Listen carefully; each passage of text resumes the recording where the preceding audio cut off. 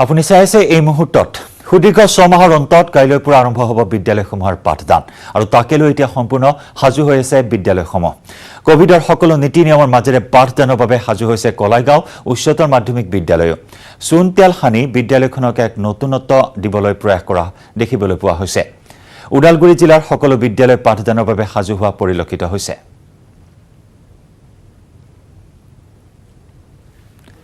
আগুৰাছো ওদালগুৰিৰ পৰা আমাৰ সাংবাদিক ৰিপুঞ্জয় নাথৰ ৰিপৰ্ট সুদীৰ্ঘ 6 মাহৰ মূৰত যি কোভিডৰ কাৰণে স্কুলবিলাক বন্ধ আছিলে আৰু অহা কাইলৈৰ পৰা স্কুলসমূহ খুলিব এক উগুল থুগুল পৰিৱেশৰ মাজেৰে আচলতে কাইলৈ স্কুল খোলা হ'ব যিহেতু 50% ছাত্ৰ ছাত্ৰীয়ে স্কুলসমূহ পাঠদান আৰম্ভ কৰি দিব দিছে এই মুহূৰ্তত মই ওদালগুৰিৰ যি কলাগাঁও উচ্চতৰ মাধ্যমিক বিদ্যালয়ৰ উপস্থিত আছোঁ আৰু স্কুলত এক ৰং আৰু স্কুলখন চাফা কৰা এক পৰিলক্ষিত হৈছে মোৰ কেমেৰা সহযোগে দেখুৱাই আছে ৰঙেৰে স্কুলখন সজাবলৈ চেষ্টা কৰা হৈছে যিহেতু 6 মাহ ধৰি স্কুলখন বন্ধ হৈ আছিলে আৰু এই স্কুলখন কালিৰ পৰা যিহেতু ছাত্ৰ ছাত্ৰীসকল আহিব নতুনকৈ পাঠদান কৰিব আৰু এক উৎসৱমুখৰ পৰিৱেশ বুলি ক'ব লাগে মোৰ লগত এই মুহূৰ্তত ইয়াৰ অধ্যক্ষগৰাকী আছে তেওঁৰ পৰা মই জানিছোঁ কাইলৈৰ পৰা যিহেতু স্কুলৰ পাঠদান কৰা হ'ব 50% ছাত্ৰ ছাত্ৰীৰে যি নিয়ম নীতি বান্ধি দিছে কেনেকুৱাকৈ আপুনি যি কৰোনাৰ বিধি পালন কৰিব হয় দৰাচলতে আমাক এখন SOP দিছে government of Assam secondary education ডিপাৰ্টমেণ্টৰ পৰা আৰু SOP আমি আলোচনা কৰিছোঁ আমাৰ বিদ্যালয়ৰ পৰিচালনা আৰু উন্নয়ন সমিতিৰ জৰিয়তে কাৰ্যকৰী কৰিব বিচাৰিছোঁ তাৰপিছত আহিলোঁ আমাৰ শিক্ষক কৰ্মচাৰীৰ বন্ধুৰ সৈতে আৰু তাৰে সহযোগত নিশ্চয় এইখন কাৰ্যকৰী কৰিব পাৰিম ল'ৰা ছোৱালীক নিৰ্দেশনা জাৰি কৰা হৈছে কি ধৰণে তেওঁলোক আহিব লাগিব কেনেধৰণে মাস্ক পৰিধান কৰিব চেনিটাইজাৰ কেনেকৈ ল'ব আৰু বিদ্যালয়ত পঢ়া শুনাৰ ক্ষেত্ৰত আমাৰ কিছুমান নীতি নিৰ্দেশনা দিছে যে প্ৰতিটো ক্লাছত মানে ৰুমত 20 জনতকৈ অধিক থাকিব নোৱাৰিব 6 ফুট ডিষ্টেঞ্চ প্ৰত্যেকগৰাকীৰ মাজত কি মেইনটেইন কৰিব লাগিব ইতিমধ্যে আমি এটা অক্সিমিটাৰ লৈ আহিছোঁ অক্সিমিটাৰ এটা কিনিছোঁ আৰু এটা থাৰ্মেল স্ক্ৰিনিং মেচিন বুলি কয় এই দুটাই আমি ইতিমধ্যে আপোনাক মই কেমেৰা পাৰ্চনক দেখাব বিচাৰিছোঁ আৰু এইটো অক্সিমিটাৰ আছে ইয়াৰ জৰিয়তে আমি অক্সিজেন লেভেল আৰু পালছ জুখিব পাৰিম প্ৰতি সপ্তাহৰ মূৰে মূৰে যিহেতু আমাক ল'ৰা ছোৱালীৰ স্বাস্থ্য পৰীক্ষা কৰিব দিছে গতিকে ইয়াৰ জৰিয়তে সেইটোও কৰিব পাৰিম আৰু লগতে ডেইলি আমি ভাবিছোঁ যে প্ৰত্যেকগৰাকী শিক্ষক আৰু প্ৰত্যেকগৰাকী ছাত্ৰ ছাত্ৰীৰ আমি টেম্পাৰেচাৰটো ল'ম শিক্ষক শিক্ষয়িত্ৰীসকল যথেষ্ট আগ্ৰহান্বিত হৈ আছে তেওঁলোকে বিশেষকৈ ক্লাছ 10ৰ ষ্টুডেণ্টছখিনি যিখিনি অহাবাৰ আমাৰ HSLC দিব বিগত বছৰটোতে আমাৰ কোৰ্চ প্ৰায় হোৱা নাই বুলি ক'লেই হ'ব আৰু এইকেইটা মাহত সেইখিনি তেওঁলোকে পূৰণ কৰিব লাগিব চৰকাৰী যিখিনি নিৰ্দেশাৱলী আছে সেই নিৰ্দেশনাবিলাক অনুসৰণ কৰি আৰু মই ভাবোঁ অকল সেই নিৰ্দেশাৱলীখিনি অকল নহয় সেইখিনিৰ ওপৰত পৰীক্ষামূলকভাৱে আচলতে সোমবাৰৰ পৰা আৰম্ভই হ'ব তাত যদি আমি কিবা অসুবিধা এটা পাওঁ আমি কোৱা নাই যে আমাক 20 জন ছাত্ৰ ছাত্ৰী আমাক এটা ক্লাছৰুমত দিব দিছে এটা ডিষ্টেঞ্চত আমি যদি পাৰোঁ যে 25 জন একমডেট হৈ যায় ডাঙৰ ক্লাছৰুম হয় বা 30 লৈ আমাৰ কোনোবা যদি ক্লাছৰুমত আমি একমডেট কৰিব পাৰোঁ সেইটো আমাৰ শিক্ষক শিক্ষয়িত্ৰীসকলে চাব আচলতে 6 মাহৰ মূৰত স্কুলখন খুলিব বৃহত্তৰ কলাগাঁও অঞ্চল এখন কলাগাঁও উচ্চতৰ মাধ্যমিক বিদ্যালয় আৰু এইদৰে আচলতে সম্পূৰ্ণ প্ৰস্তুতি তুংগত উঠা দেখা গৈছে যি ৰং তুলিকাৰে আচলতে সম্পূৰ্ণ স্কুলখন সজাই পৰা তোলা হৈছে আৰু কিছু কাম বাকী আছে যদিও সেইখিনি কাম সম্পূৰ্ণ কিছু সময় পিছতে হৈ যাব আৰু যি অহাকালৈ যি ছাত্ৰ ছাত্ৰীসকল আহিব ছাত্ৰ ছাত্ৰীসকলক সুচাৰুৰূপে আচলতে এই স্কুলখনৰ সকলো কৰোনাৰ বিধি যি চৰকাৰে বান্ধি দিছে SOP যি বান্ধি দিছে সেই নিয়ম নীতিৰ মাজেৰে আচলতে এই বিদ্যালয়খন পাঠদান আৰম্ভ কৰা হ'ব আৰু সকলো শিক্ষক শিক্ষয়িত্ৰী উৎসুকতা পৰিলক্ষিত হৈছে আজি জয়ন্ত হাজৰিকাৰ 77 সংখ্যক উপজা দিন সুৰ বাহিনীৰ উদ্যোগত শ্ৰদ্ধাঞ্জলি অনুষ্ঠানৰ আয়োজন কৰা হৈছে চানমাৰীত থকা জয়ন্ত হাজৰিকাৰ প্ৰতিমূৰ্তি স্থলীৰ আয়োজন কৰা হৈছে শ্ৰদ্ধাঞ্জলি অনুষ্ঠানৰ আজি জয়ন্ত হাজৰিকাৰ 77 সংখ্যক উপজা দিন সুৰ সংগীতৰ পূজাৰীগৰাকীক আজি সশ্ৰদ্ধা স্মৰণ কৰা হৈছে সুৰ বাহিনীৰ উদ্যোগত শ্ৰদ্ধাঞ্জলি অনুষ্ঠানৰ আয়োজন কৰা হৈছে চানমাৰীত থকা জয়ন্ত হাজৰিকাৰ প্ৰতিমূৰ্তি স্থলীত আয়োজন কৰা হৈছে শ্ৰদ্ধাঞ্জলি অনুষ্ঠানৰ আৰু শ্ৰদ্ধাঞ্জলি অনুষ্ঠানৰ পোনপটীয়া সম্প্ৰচাৰ এই মুহূৰ্তত আমি আগবঢ়াম সতীৰ্থ সাংবাদিক বলেন ভট্টাচাৰ্যৰ সৈতে সংযুক্ত হৈছোঁ বলেন আপোনাৰ কাষলৈ আহিছোঁ আৰু সুৰৰ পূজাৰী জয়ন্ত হাজৰিকা শ্ৰদ্ধাৰ ৰাণাদাক আজি সশ্ৰদ্ধা স্মৰণ কৰিছে ৰাজ্যবাসীয়ে চানমাৰীত কেনেকুৱা ধৰণৰ আয়োজন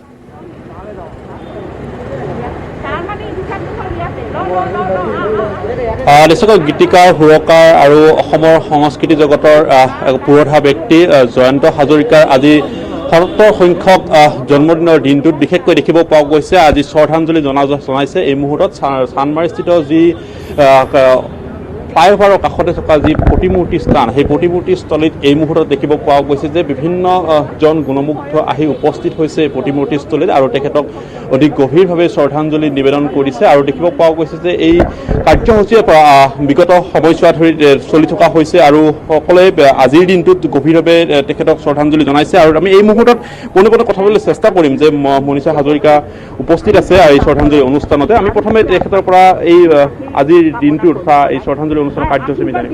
জয়ন্ত হাজৰিকাৰ পৰা তেখেতে যাতে আশীষ দিয়ে যে নতুন প্ৰজন্মৰ ল'ৰা ছোৱালীয়ে অসমখনক বিশ্বৰ দৰবাৰত মিউজিকেলি সুৰেৰে লৈ যাব পাৰে আৰু অসমক যাতে বিশ্বৰ দৰবাৰত প্ৰতিষ্ঠিত কৰিব পাৰে, সেইটোৱে মোৰ একান্ত কামনা। আৰু মই সেই ক্ষেত্ৰতে জয়ন্ত হাজৰিকাৰ পৰা সদায় আশীষ বিচাৰোঁ, কাৰণ মই ৱৰ্কশ্বপ কৰোঁ, দেখিছোঁ মই নতুন প্ৰজন্ম কেনেদৰে জয়ন্ত হাজৰিকাক ভাল পায়, জয়ন্ত হাজৰিকাৰ গানক ভাল পায়। গতিকে মোৰ সেইটোৱে কামনা যে ভৱিষ্যত প্ৰজন্মই জয়ন্ত হাজৰিকা বুলি নহয়, আমাৰ সকলো বৰেণ্য শিল্পীক অসমৰ এই সত্তাটোক যাতে পৃথিৱীৰ দাঙি লৈ যাব পাৰে। হৈছে, বহুত হৈছে। এতিয়া তুমি বাহিৰত অসমীয়া মিউজিচিয়ানে, বাদ্যযন্ত্ৰীয়ে সকলোৱে বহুত কাম কৰি আছে দেই। মুম্বাই চুম্বাইত গ'লে তোমালোকে দেখিবা যে মুম্বাইৰ একদম তোমাৰ মেইন যিটো ষ্ট্ৰীম আৰু মিউজিকৰ চব অসমীয়া ল'ৰা ছোৱালী। গতিকে সেইটো গৰ্ববোধ কৰোঁ। জয়ন্ত হাজৰিকা আজি জীয়াই থাকিলে চাগে বহুত গৰ্ববোধ কৰিলেহেঁতেন আৰু শিকালেহেঁতেন। বাদ্যযন্ত্ৰী হিচাপত তেওঁ সদায় কৈছিলে যে মই প্ৰথমতে এগৰাকী বাদ্যযন্ত্ৰী, তাৰপিছতে মই গায়ক, কাৰণ ইনষ্ট্ৰুমেণ্ট পৃথিৱীৰ সকলো ইনষ্ট্ৰুমেণ্ট বজাব জানিছিলে। গতিকে সেইটোৱে তেওঁ মানে আজি জীয়াই থাকিলেও মই ভাবোঁ নতুন প্ৰজন্মক আৰু বহুত শিকালেহেঁতেন। সেইটো মিছ কৰোঁ। হয় হয় হয় হয় হয় হয় মানে মই অকল কম সময়ৰ ভিতৰত কৰা বুলি নহয়, মই পশ্চিমবংগৰ ছোৱালী, তোমালোকে জানা। মই তাতে আধুনিক সংগীত জগতৰ মই এগৰাকীক মই সাংঘাতিক সন্মান কৰোঁ। তেখেত হৈছে সলিল চৌধুৰী। এই সলিল চৌধুৰীৰ যিটো আধুনিক মডাৰ্ণ এটা থিংকিং, তেওঁ পৃথিৱীৰ চব ইনষ্ট্ৰুমেণ্ট বজাব জানিছিলে। সেই বস্তুটো মই অসমত আহি পেলাই কিন্তু মই জয়ন্ত হাজৰিকা সংগীতৰ মাজত পাইছিলোঁ। একদম কমপ্লিটলি এটা বেলেগ ধাৰা। ভূপেন দাক সদায় কয় তাৰ মিউজিক ইউনিক, সি আছিলে ইউনিক। গতিকে মই ভাবোঁ যে হয়, এই ধাৰাটো এটা ইউনিক ধাৰা। সেইকাৰণেই চাগে তেখেতৰ সংগীত সকলোৰে ইমান প্ৰিয়, তোমালোকৰ সকলোৰে ভাল পোৱা সংগীত। আৰু বিশেষকৈ যুৱ প্ৰজন্মৰ কাৰণে যিখিনি সংগীতৰ চেষ্টাটো আচলতে নতুনভাৱে তেখেতে উদ্ভাৱন কৰিছে সেই সময়ত 60ৰ দশকত। হয় হয় হয়, একেবাৰে নতুনত্ব নহয়। মই আচলতে মই কৈছোঁ নহয় কথাটো তোমালোকক, মই যিমান দিন গৈছে মই দেখিছোঁ যে সেই তাহানি দিনৰ মানুহখিনিও মোক ফোনত যেনেকৈ কয়, মনীষা এতিয়াও ভাবোঁ, এতিয়াও চিন্তা কৰোঁ, এতিয়াও জয়ন্তৰ গান গুণগুণাওঁ।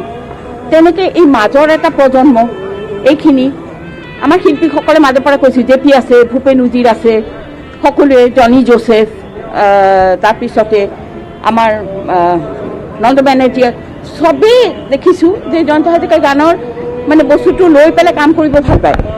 তাৰপিছত দেখিছোঁ আৰু এটা প্ৰজন্ম আহিলে, এতিয়া যিখিনি প্ৰতিষ্ঠিত ধৰা ৰূপম ভূঞা, প্ৰশান্ত ৰাজখোৱা, ৰুবুল কলিতা, গায়ত্ৰী হাজৰিকা, পৰামিকা গোস্বামী, তুমি কাক বাদ দি কাক এৰিবা?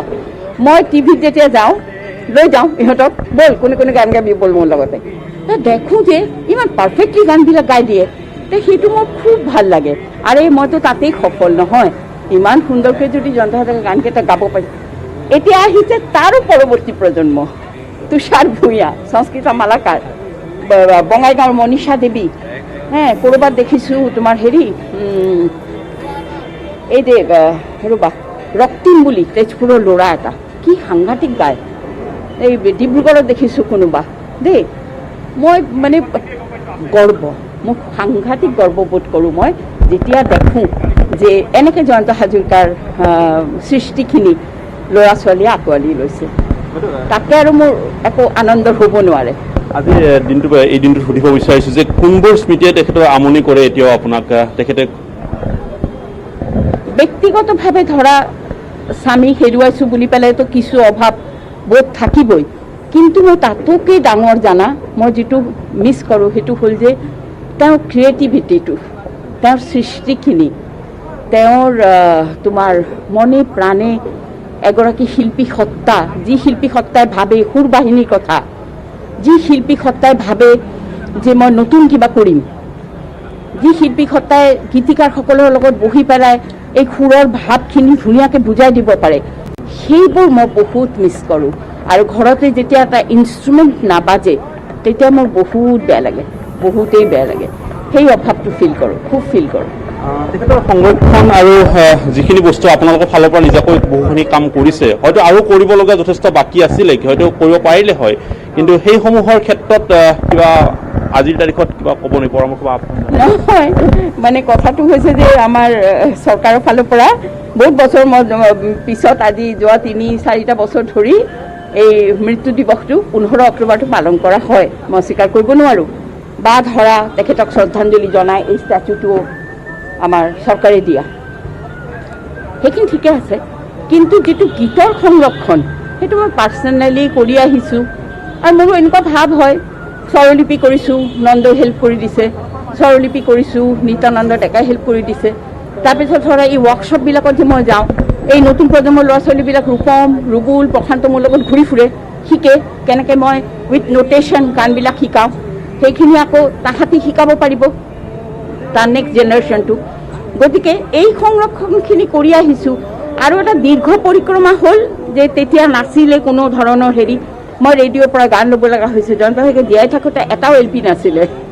জয়ন্ত হাজৰিকাৰ মৃত্যুৰ পিছত মই গানবিলাক বুটলি ৰেডিঅ'ৰ পৰা বুটলি, কমাৰ্চিয়েল ডিস্ক বুটলি মই কামখিনি, সংৰক্ষণৰ কামখিনি কিন্তু কৰিছোঁ।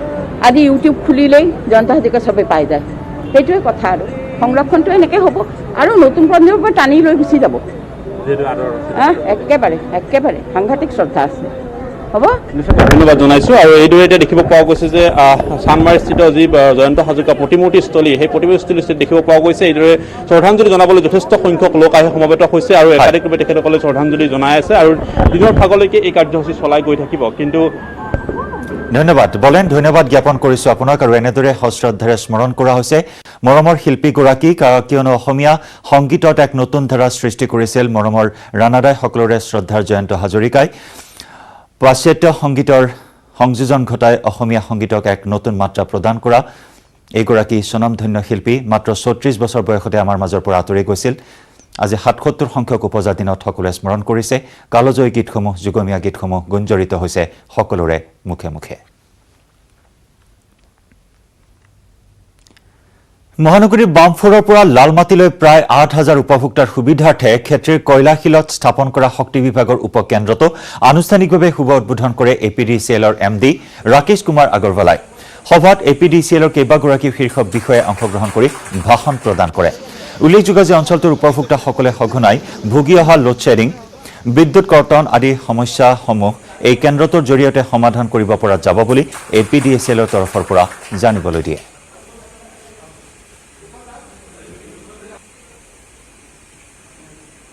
প্ৰায় 8,000 বিদ্যুৎ গ্ৰাহক উপকৃত হ'ব আৰু প্ৰায় 30 কিলোমিটাৰ জোৰা এটা বিস্তৃত অঞ্চল উপকৃত হ'ব। এই বৃহৎ অঞ্চলক আমি আমাৰ বিদ্যুৎ যোগানৰ মান উন্নত কৰিবৰ কাৰণে এই প্ৰজেক্টটো বহুতেই প্ৰয়োজনীয় আছে আৰু আমি গৰ্বিত যে আমি খুব কম সময়ৰ ভিতৰত প্ৰায় 10 মাহৰ ভিতৰত এই প্ৰজেক্টটো কমপ্লিট কৰি উলিয়াইছোঁ।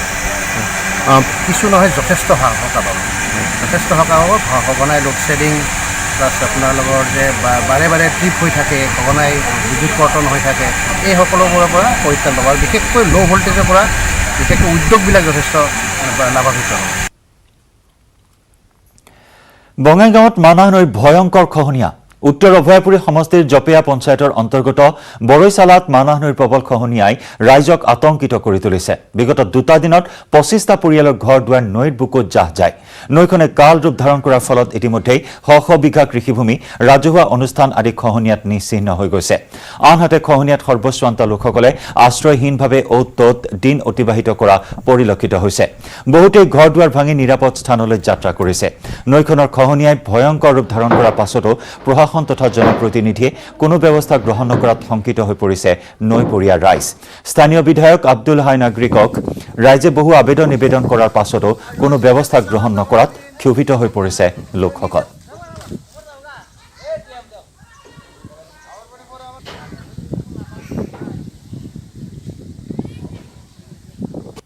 যোৱা 3 দিন আগৰ পৰা যি ধৰণে নেৰানেপেৰা বৰষুণ দিছিলে এই বৰষুণৰ ফলত মানাহ নদীৰ ভয়াৱহ বাৰণী পানীয়ে 1 ঘণ্টাৰ ভিতৰত এই অঞ্চলৰ প্ৰায় 25ৰ পৰা 30টা পৰিয়াল মানাহ নদীৰ বুকুত যা গৈছে আৰু এই পৰিয়ালকেইটা এনেকুৱাভাৱে যা গৈছে যে তেওঁলোকে ঘৰৰ পৰা ওলোৱাৰ সময় পোৱা নাছিলে ৰাইজৰ সহযোগত যদি এই পৰিয়ালকেইটাক ওলোৱাৰ ব্যৱস্থা নকৰিলেহেঁতেন তেনেহ'লে এই পৰিয়ালকেইটাও কিন্তু আজি মৃত্যুৰ মুখত পৰিলেহেঁতেন তেনেকুৱা এটা ভয়াৱহ পৰিস্থিতিৰ মাজত 1 ঘণ্টাৰ ভিতৰত এই অঞ্চল তছনছ হৈ যোৱাৰ পিছত বঙাইগাঁও জিলাৰ উপায়ুক্ত ডাঙৰীয়া বা অভয়পুৰী মহকুমা দীপতি ডাঙৰীয়াই আজিলৈকে এই অঞ্চলত এই পৰিয়ালকেইটাৰ এটা খবৰ ল'বলৈ নোহোৱাৰ কাৰণে আমি তীব্ৰভাৱে নিন্দা কৰিছোঁ গৰিহণা দিছোঁ 7 মাহ পূৰ্বে এতিয়ালৈকে একো নকৰিলে চৰকাৰেও নকৰিলে আমাৰ বিধায়ক আব্দুল হাই ডাঙৰীয়াও একো নকৰিলে খালি আহে আৰু ঘূৰি যায় আৰু কয় চাম বুলি কৈ গ'লে আৰু এটাই কথা সি কয় যে নদীৰ ওচৰত কোনে ঘৰ বনাব গৈছে এইটো কি নদীৰ ওচৰত আছিল কিমান দূৰত আছিল আগতে কোৱা হৈছিল যে আপুনি কিবা এটা ব্যৱস্থা কৰক কিমান দূৰত আছিল এতিয়া ক'ত আহি গ'ল এতিয়ালৈকে কোনো এটা ব্যৱস্থা নহ'ল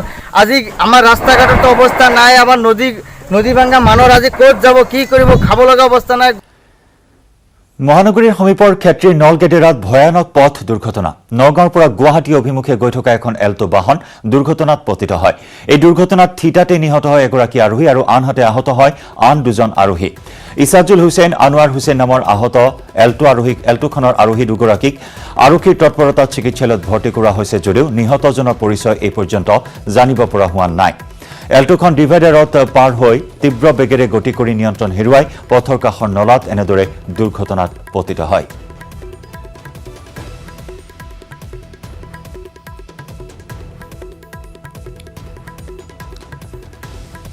এক ভয়ানক পথ দুৰ্ঘটনা এখন এল্টো নিয়ন্ত্ৰণ হেৰুৱাই এনেদৰে নলাত সোমাই পৰিছে এল্টোখন 3 গৰাকী আৰোহী আছিল এগৰাকী আৰোহীৰ থিতাতে মৃত্যু আন দুগৰাকী গুৰুতৰভাৱে আঘাতপ্ৰাপ্ত হৈছে আহত দুজনক আৰক্ষীৰ তৎপৰতাত উদ্ধাৰ কৰি হাস্পতাললৈ প্ৰেৰণ কৰা হয় নিহতজনৰ পৰিচয় এই পৰ্যন্ত উদ্ধাৰ কৰিব পৰা নাই গুৱাহাটী অভিমুখে আহি থকা অৱস্থাত দুৰ্ঘটনাত পতিত হয় এল্টোখন